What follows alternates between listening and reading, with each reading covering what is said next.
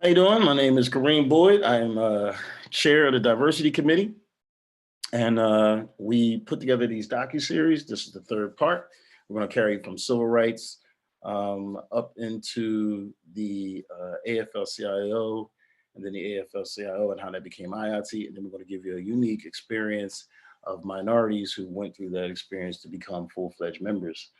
So in this first part, we're going to start with the civil rights movement. I'm going to give a disclosure, like I do on all the videos, that this is a narration, that we did not create this information, that we went online to some trusted sites and we captured the information as documented.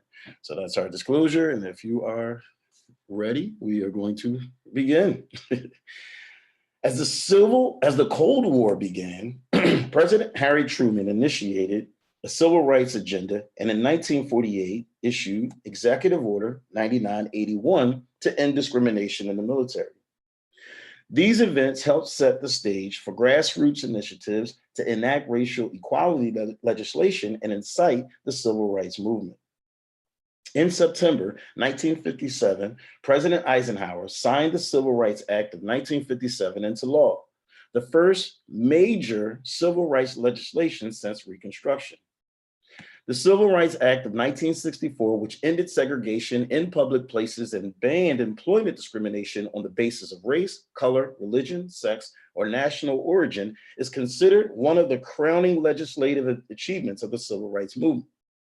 First proposed by President John F. Kennedy, it survived strong opposition from Southern members of Congress and was then signed into law by Kennedy's successor, Lyndon B. Johnson. In subsequent years, Congress expanded the act and passed additional civil rights legislation. Title VII of the Civil Rights Act barred race, religious, national origin, gender discrimination by employers and labor unions, and created an Equal Employment Opportunities Commission with the power to file lawsuits on behalf of aggrieved workers. The Knights of Labor, officially Noble and Holy Order of the Knights of Labor, was an American labor federation active in the late 19th century. Especially in the 1880s, it operated in the United States as well as in Canada and had chapters also in Great Britain and Australia. Its most important leader was Terence V. Powderly. The Knights promoted the social and cultural uplift of the working man and demanded the 8-hour day. In some cases, it acted as a labor union negotiating with employers, but it was never well organized or funded. It was notable in the ambition to organize across lines of gender and race and in the inclusion of both skilled and unskilled labor. The AFL-CIO, during its first years, the AFL admitted nearly anyone. President Gompers opened the AFL to radical and socialist workers and to some semi-skilled and unskilled workers. Women, African Americans, and immigrants joined in small numbers. By the 1890s, the Federation had begun to organize only skilled workers in craft unions and became an organization of mostly white men.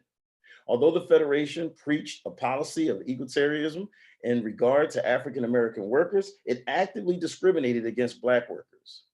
The AFL sanctioned the maintenance and segregated locals within the affiliates, particularly in the construction and railroad industries, a practice which often excluded Black workers altogether from union membership and thus from employment in organized industries. In 1901, the AFL lobbied Congress to reauthorize the 1882 Chinese Exclusion Act and issued a pamphlet entitled "Some Reasons for Chinese Exclusion: Meat versus Rice, American Manhood Against Asiatic Collusion, which shall survive." The AFL also began one of the first organized labor boycotts when they began putting white stickers on the cigars made by unionized white cigar rollers while simultaneously discouraging customers from purchasing cigars rolled by Chinese workers. In most ways, the AFL's treatment of women workers paralleled its policy towards Black workers. The AFL never adopted a strict policy of gender exclusion and, at times, even came out in favor of women's unionism. But despite such a rhetoric, the Federation only half-heartedly supported women's attempt to organize and more often took pains to keep women out of the unions and the workforce altogether. Only 2 national unions affiliated with the AFL at its founding openly included women, and others passed bylaws barring women membership entirely. The AFL hired its first female organizer, Mary Kinney O'Sullivan, only in 1892, and then released her after 5 months. And it did not replace her or hire another woman national organizer until 1908. Women who organized their own unions were often turned down in bids to join the Federation. And even women who did join the unions found them hostile or intentionally inaccessible. AFL unions often held meetings at night or in bars when women might find it difficult to attend and where they might feel uncomfortable. And male unionists heckled women who tried to speak at meetings. In 1900s, only 3.9% of working women were organized into unions. In 1910, even as the AFL surged forward in membership, the number had dipped to 1.5%. And while it improved to 6.6% over the next decade, women remained mostly outside of unions and practically invisible inside of them into the mid-1920s. Attitudes gradually changed within the AFL due to the pressure of organized female workers. Female domination began to emerge in the first 2 decades of the 20th century through the efforts of middle-class reformers and activists, often of the Women's Trade Union League.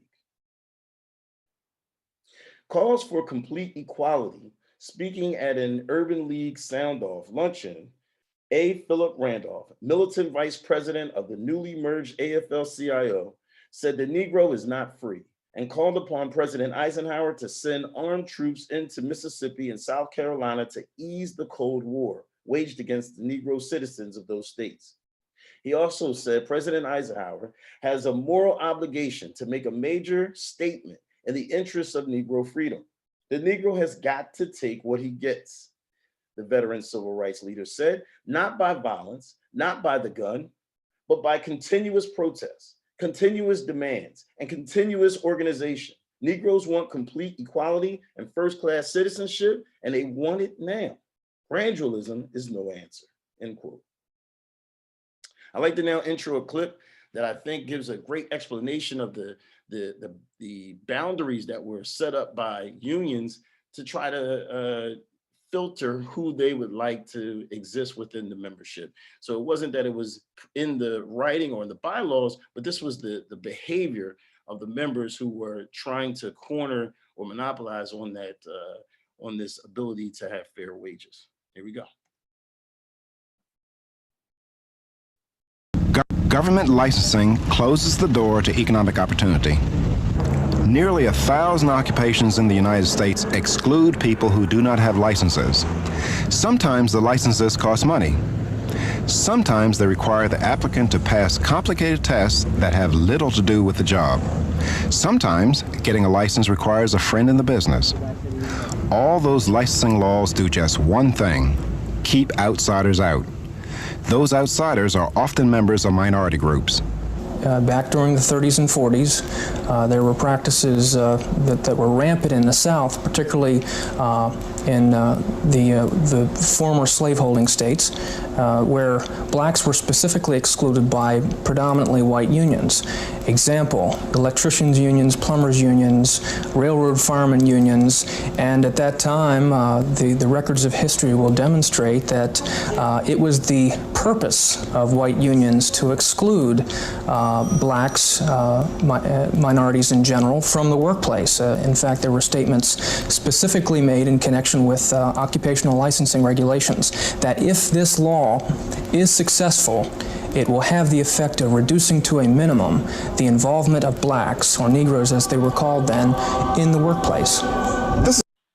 So you saw in that video how the behavior turns in, they try to attempt to put it into law, and then that law becomes a systemic way of keeping certain people out. Now I want to kind of show you how that then moves into politics, right? Because now that it's law, political interests become very involved and engaged in how to bring that forward and make that part of the nation's system.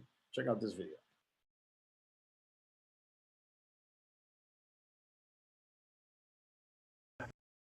The public sector for a long time has been sort of the entry point for black workers into meaningful employment, as bad as some of the jobs were. Mm-hmm. They were jobs that folks could get into. And I think particularly in the South, the lack of commitment to organizing reflects itself in different ways. It reflects itself in the political system. Simply because you've got 18 or 19 right-to-work states, and there's a lack of willingness to organize in the states, that means you give up 18 or 19 major political seats without even a contest. And that also means that small group of legislative types can in effect set the political agenda around workers' rights. For the whole country. For the whole country. Absolutely.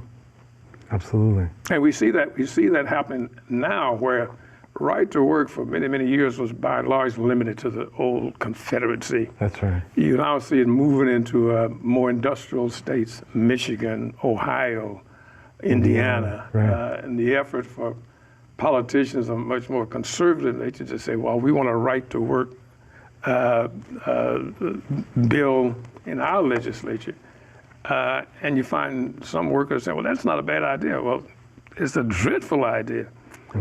Because what it does is subjugates the workforce to low wages, low benefits, and affects other parts of the social agenda.